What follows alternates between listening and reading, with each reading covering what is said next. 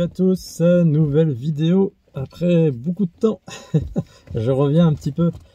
Je vous présente un nouveau véhicule que j'ai dans la collection, mais que je ne vais pas garder au final. C'était juste une transition. Je vais vous expliquer un peu depuis tout ce temps, tout ce qui s'est passé. Donc j'ai vendu la totalité de ma collection de mobylettes, etc. Parce qu'on a acheté notre maison. Forcément ça coûte cher, l'apport est assez conséquent à donner, donc voilà, ça fait 1 an et demi qu'on a déjà acheté. Donc j'ai pas eu le choix. C'est tout. Je suis pas riche. Depuis tout ce temps aussi, j'en ai donc racheté, revendu. J'ai eu des Daytona Cruiser, etc. Enfin des machines sympas. J'ai eu une 240 TDR bicylindre de temps avec tout ce qu'il faut. Enfin allez sur mes shorts YouTube, vous pouvez aller la voir. Il y a un aperçu.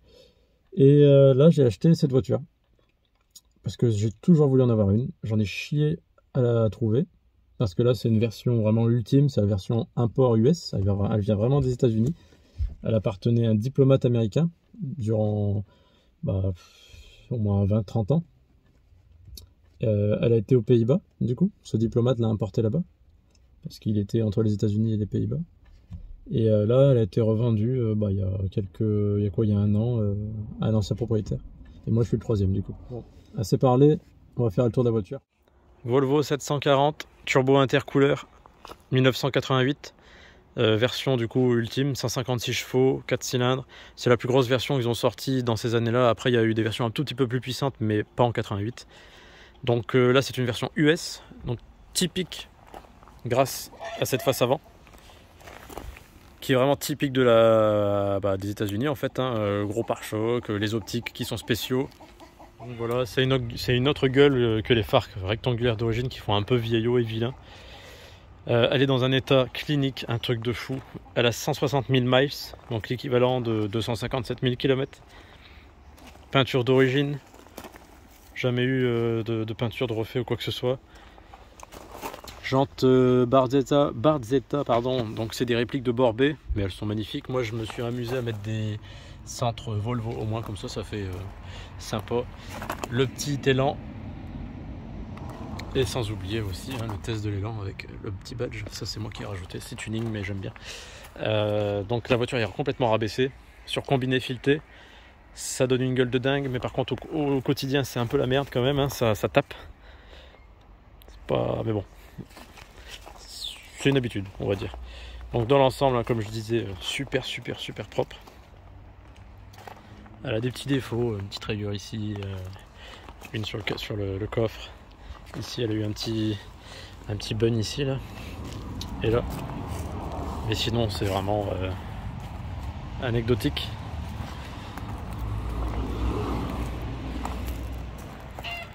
J'adore. C'est une grosse brique en fait, mais c'est génial. C'est vraiment des putains de caisses. L'intérieur, il est clinique aussi. Tout d'origine.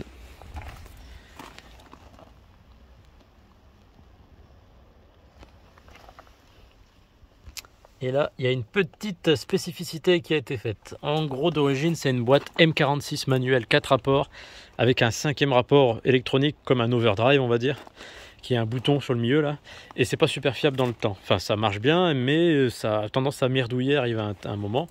Donc la solution, c'est d'y mettre une boîte M90, donc de Volvo diesel, si je dis pas de conneries, 940. 5 rapports mécaniques. Plus de problèmes, et puis en plus de ça, ça encaisse plus de Nm si vous faites une petite prépa moteur. Donc c'est que du bonus. Voilà. Donc bon, le poste n'est pas d'origine, mais ça c'est pas très grave. L'intérieur vraiment clinique, un truc de fou. Elle a le toit ouvrant. Et par contre, le ciel de toit s'en est allé, mais ça c'est pas grave, ça se refait. Le toit ouvrant il pisse pas, il n'y a rien du tout, enfin, c'est génial. Tout est étanche. Et donc voilà, 160 000 miles. La petite jauge, enfin le mano turbo pour la pression, mais ça c'est excellent. Il y avait tous les éléments, enfin à l'époque les voitures c'était quelque chose, quoi. Vous avez à gauche tout en haut l'indice de charge pour la batterie, après l'essence forcément, l'horloge, qui est aussi grosse que le compteur, que le compte-tour quasiment.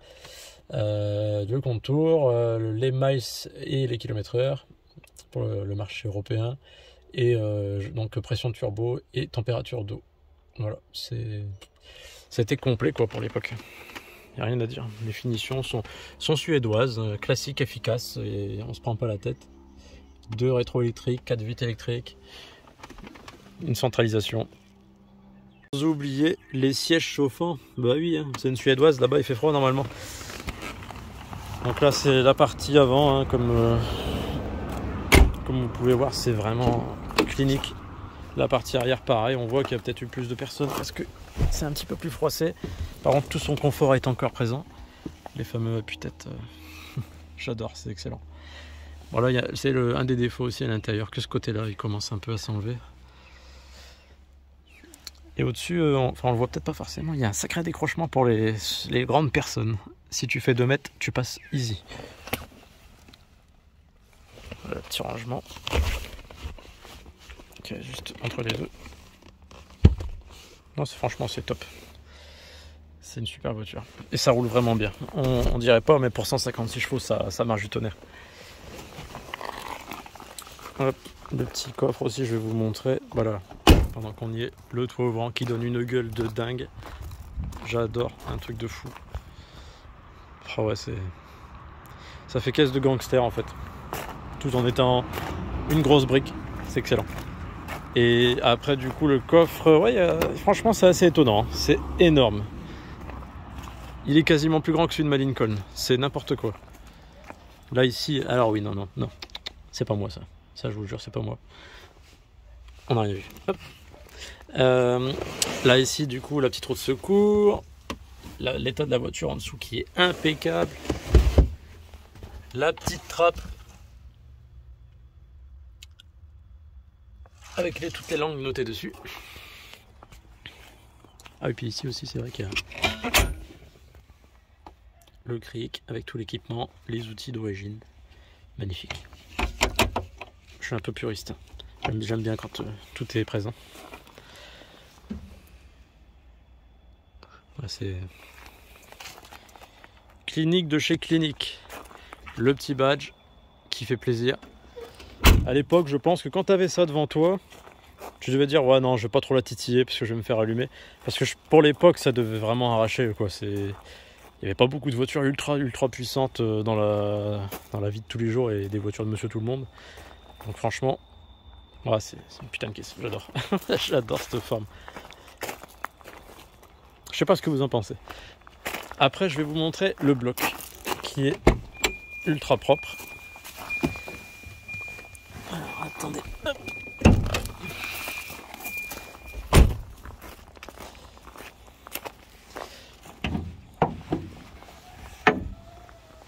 Hop.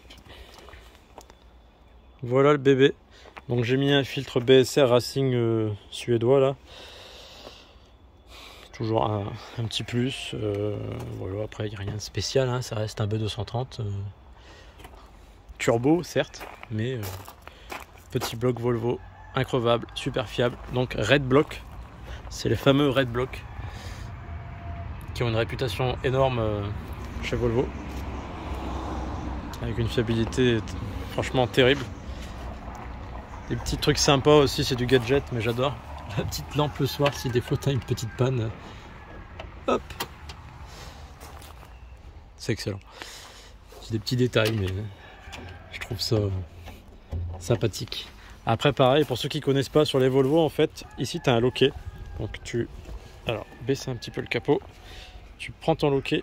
Alors, je me suis un peu explosé le dos, c'est compliqué. Hop. Pareil pour ici. Je vais le faire de l'autre main.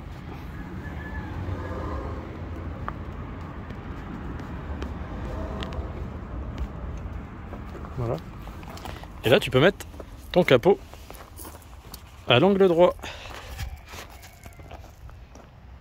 C'est excellent, j'adore. Au moins, tu peux bricoler sur ton moteur, mais alors en étant carrément posé.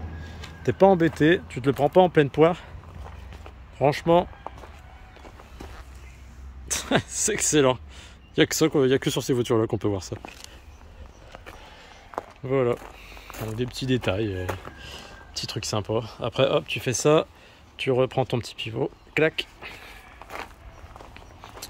Pareil de l'autre côté. Voilà. Et sur les Volvo, il faut pas avoir peur. Pour fermer le capot, il faut pas y aller de main morte. Donc tu l'amènes là. Et voilà. C'est une Volvo, hein, c'est normal. Faut pas avoir peur. Je vais vous montrer aussi un truc sympa. Vu que c'est une version US, on va la démarrer.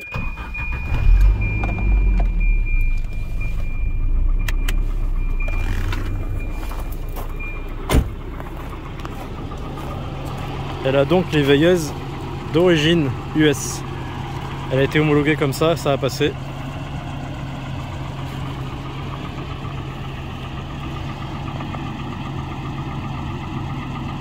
Une gueule de dingue, franchement.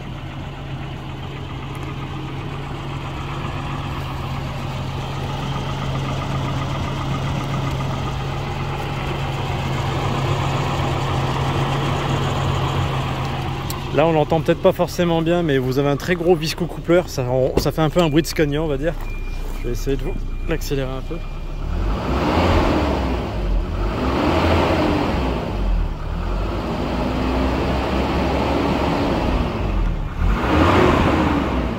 C'est génial. Et là du coup la pression de turbo. Donc là on va monter un peu, 1500 tours, 2000.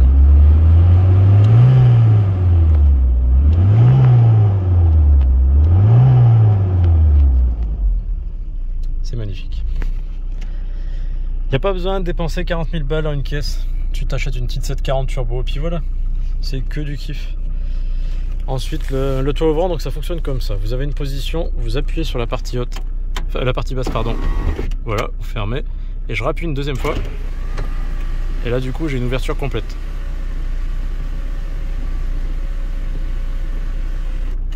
Voilà. Ensuite tu rappuies. Classique quoi. Pour le refermer. Et tu peux réouvrir. Hop, voilà. Simple et efficace. Les sièges chauffants, rien de compliqué. De toute façon, les voitures suédoises, c'était l'essentiel. T'as pas 500 000 boutons. Tout est là à portée de main, tu cherches pas. C'est pratique. C'est simple, c'est efficace. J'adore. Voilà. Donc bah j'espère que ça vous aura plu. C'est pas une vidéo de dingue hein, mais au moins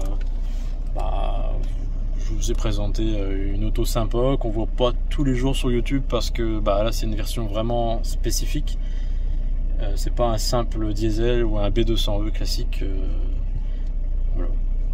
Ça m'a fait plaisir. Puis au moins vous m'avez revu. Enfin, si je vous fais chier, tant pis. Au moins vous m'avez vu quand même. Essayez de vous faire quelques petites photos sympas à la fin de la vidéo là. Et une prise de vidéo du compteur quand j'accélère pour voir si on entend aussi la charge du turbo.